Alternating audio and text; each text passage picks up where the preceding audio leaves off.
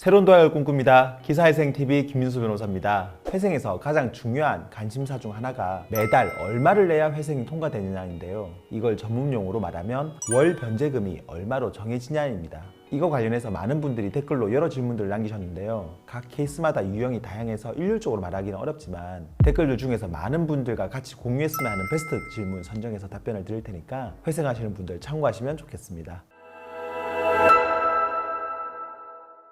먼저 변제금 산정과 관련해서 배우자 재산 관련 질문이 많은데요. 그중 하나 소개해드리면 외국인 와이프와 5년 전 결혼하고 2년 전 가출해서 찾지도 못하고 있는데 와이프 재산이 얼마나 되는지도 잘 모르는데 이런 경우 회생할 때 와이프 재산이 잡히나요? 라는 댓글이 있습니다. 개인회생에서는 여전히 내 재산뿐만 아니라 배우자 재산도 보는데요. 많은 법원에서 배우자 재산의 2분의 1을 무조건 내 재산으로 봐서 청산가치에 반영하고 변제금을 올리라는 보정이 나옵니다. 서울도 실무준칙상으로는 원칙적으로는 안 본다고는 하지만 실제로 보면 배우자 재산 때문에 문제되는 경우가 많아요.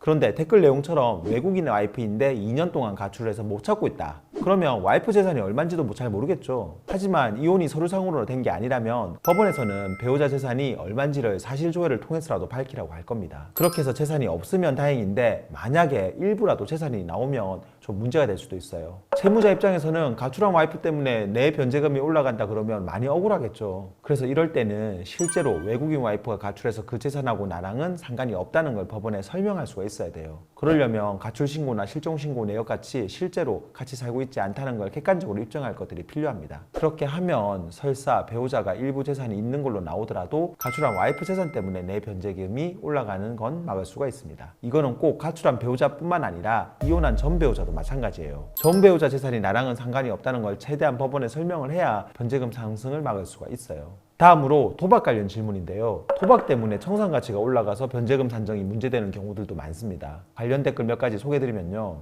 개인회생 진행하려고 하는데 스포츠 토토를 했다는 기준이 얼마부터인가요? 저는 이자 원금 갚느라 빡세긴 한데 토토는 하루에 3만 원씩 했는데 기각이 될 수가 있나요? 라고 질문을 주셨어요. 일단 회생에서는 스포츠 토토 했다고 사건이 기각되거나 하지는 않습니다. 이런 도박이나 주식, 가상화폐 투자를 회생에서는 사행성 행위라고 하는데 이런 게 있다고 법원에서 회생을 무조건 기각시키는 게 아니라 손실금을 청산가치에 반영하라고 합니다. 이제 하루에 3만 원 했으면 얼마나 오래 했는지를 봐야 되겠지만 기간이 짧으면 그렇게 크게 문제될 금액은 아닐 겁니다. 그런데 만약에 이런 사행성으로 이런 돈 액수가 큰 경우에는 청산가치 보장의 원칙에 따라 변제금이 올라갈 수가 있어요. 회생에서는 청산가치보다는 총 변제금이 더 많아야 되기 때문에 소득이 적은 사람의 경우에는 이렇게 청산가치가 올라가면 실제로 변제금도 상승하게 됩니다. 도박 관련해서 문제되는 케이스 하나를 더 소개해드리면요. 자녀가 도박빚을 제 명의 통장으로 했는데요. 회생이 되겠나요? 그리고 보정명령은 어떤 게 있는지요? 라는 댓글이 있습니다. 법원에서는 채무자 명의로 된 모든 통장 입출금 내역을 다 보기 때문에 내 통장으로 자녀가 도박을 했다면 그걸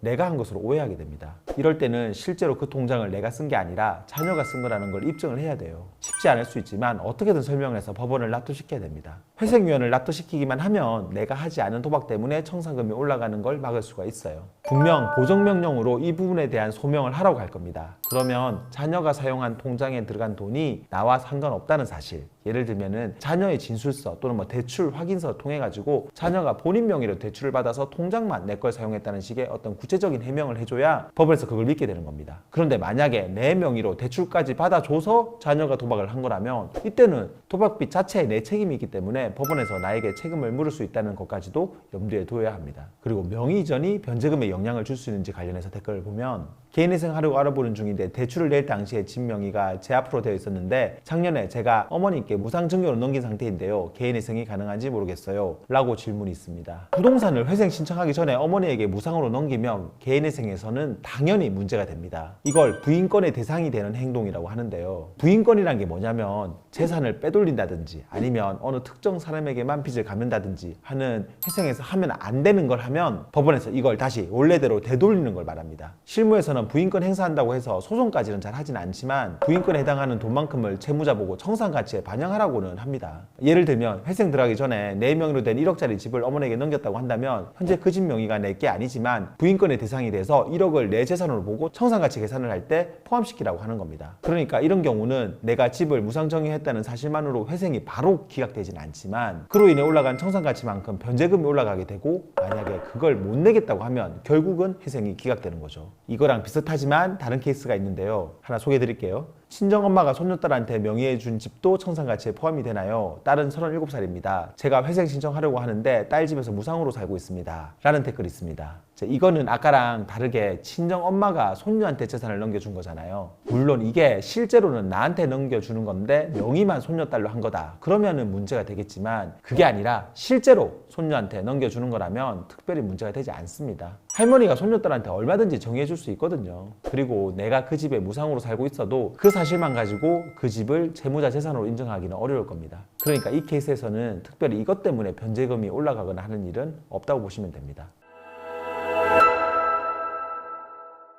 개인회생 하다 보면 각각의 케이스마다 다 문제되는 것들로 인해서 청산가치가 올라가서 변제금이 바뀌는 경우가 많아요. 이걸 일률적으로 다 말할 수는 없지만 케이스마다 해결책은 다 있습니다. 그리고 이것 때문에 변제금이 올라갈 수는 있어도 원칙적으로 회생 자체가 기각되는 것은 아닙니다. 그리고 최대한 방어해내면 변제금 올라가는 걸 최소화시킬 수 있다는 점도 잊지 마시고요. 오늘 영상 도움되었다면 구독과 좋아요 그리고 알림 설정 부탁드리고요. 추가로 궁금한 점 있으면 아래 댓글이나 법무법인 김앤파트너스로 전화 주시면 친절하게 답변 드리겠습니다. 감사합니다.